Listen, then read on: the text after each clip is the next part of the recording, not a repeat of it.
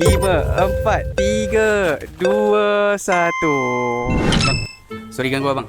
Kita nak ajak abang join challenge sapu laju je. Abang nak tak bang? Challenge apa tu? Okey, macam ni bang. Abang nanti kita masuk speed mart. Abang ambil apa je barang abang nak, tapi dalam masa seminit je. Lepas abang dah kumpul, 9 laju yang payung. Abang berminat ataupun tak bang? Betul ke ni? Betul bang. Jom. Dalam kiraan 3, 2, 1. Okey bang, 40 second lagi bang, 40 second. 99 laju dah payung abang. Okey bang, kita ada masih lagi 20 saat lagi bang. 5, 4, 3, 2, 1. Boleh saya tahu tak bang, Abang Syam kerja apa? Kerja kira biasa je. Zaman sekarang pun susah nak cari duit. Hidup pun susah. Apa perasaan abang? Kita 99 laju dah payung abang banyak ni. Bersyukur apa yang ada yang rezeki yang diberikan ni lah. Sebab rezeki macam ni susah nak dapat. Cukup ataupun tak abang? Cukup sangat. Abang ada tak follow social media untuk sapu laju je? Tak ada. Baru ni lah. Okey, kita tengok dulu bang. Kalau abang follow sekarang, kita bagi abang lagi tambah RM50. Oh, ya ke?